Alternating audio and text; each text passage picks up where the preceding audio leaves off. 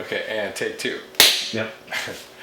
All right, so what we're about to do here is intravenous ozone therapy, also known as major autohemotherapy. In this case, it's high-dose ozone therapy because he's doing it under hyperbaric pressure, meaning it's getting pulled out against gravity under hyperbaric pressure, and we can do it up to 10 passes of blood of about 200 and 250 cc's per pass. So we don't generally start people out right out of the gates doing that much, but we'll slowly titrate them up depending on their condition and what they can tolerate. Anyway, if you end up getting to 10 passes, you end up ozonating half your total blood volume, so about 2.5 liters of blood. We have about 4 to 4.5 liters in our body. So this has tremendous benefits for chronic infections or things like cancer, where bugs and cancer don't like a strong aerobic environment. So that's how this works.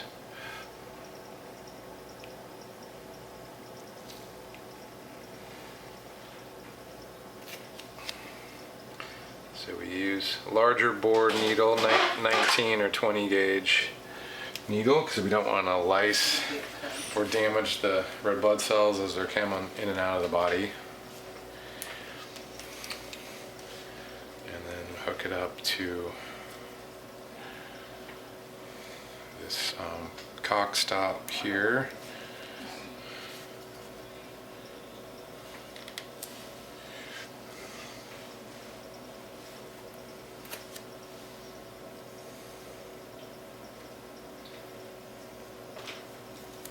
Do you notice that blood gets lighter with color after many different passes? Sometimes as little as just 3 or 4 passes, it will. You'll start seeing the blood go from like a deep, dark crimson color like this to more of a bright cherry red. Wow! color. Do you think brighter blood is healthier blood? In general, like normal, it just depends. I've seen healthy people with really bright red blood, and I've seen really sick people with bright red blood, and the same is true with dark blood. A lot of it has to do with just the way you are made up, but also platelets and iron levels and hydration levels and so forth. So anyway, he's all hooked up right now. So blood's coming up, and now I'm going to turn on the vacuum, and it's going to be getting sucked up under pressure. And this will fill up to about 250 cc's. And then similarly to the other ozone therapies we do in the other office, or the other room like we were just in, we can set the parameters and dosage of ozone desirable for the patient. And what gamma do you use? Treatment. We go up to 72 gamma with this. We can go down as low as 25 or 30, which we have with really sensitive Lyme patients. Now I'm going to just add a little bit of heparin so that his blood doesn't clot while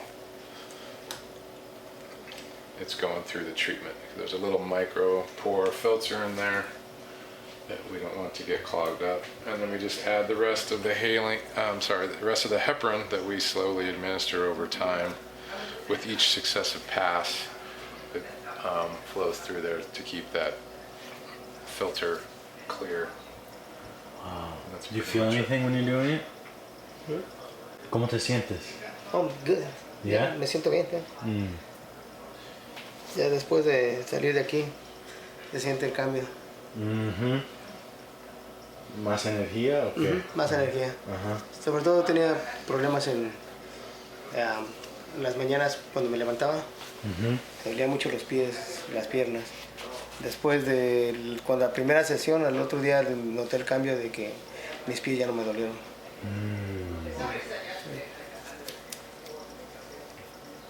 ¿Y tú? 4 veces, ¿sí? Sí, es la tercera vez. La tercera. Yeah, so again, we use it for chronic infections, cancer, advanced disease like diabetes, chronic fatigue, autoimmune disease, or just anti-aging wellness. It's providing not only immune modulatory effects, but just supporting mitochondrial function, which is in essence is why we degenerate, is mitochondrial decay due to oxygen deprivation. So this is ramping up oxygen levels in the blood, which is helping stimulate ATP production. It's also helping drive NAD levels, which is another consequence of aging, which gradually deplete as we get older, but it's an important cofactor for a lot of metabolic reactions in the body. How much time does it take?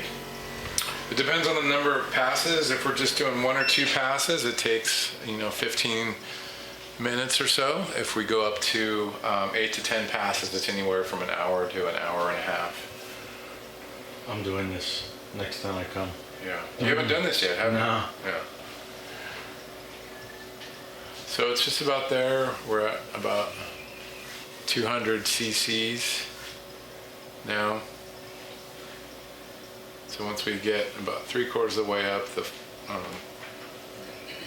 little flask here, we'll set the... Is he doing 10? He's going to do 10, yeah.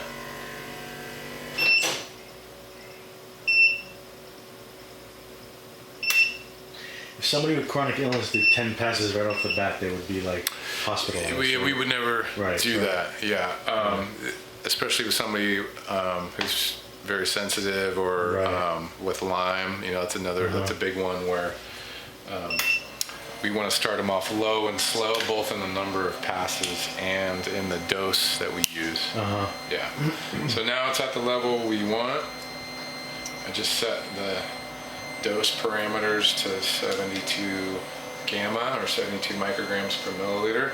Took the tourniquet off, and now it's just going right back in him in reverse. And so what's happening now is oxygen is coming out of the tank, again medical grade oxygen, into the generator. It's getting hit with an electrical charge, turning it from O2 into O3, and then that gas is coming out of the machine up through this line into the top, and then we mix that gas with the blood as it's going back in him. The patient doesn't really feel a thing, maybe a slight twinge of pressure, but overall it's relatively pain-free and nondescript treatment. Increíble. Yep. Okay, thank you. Thank you, Doc. Yeah.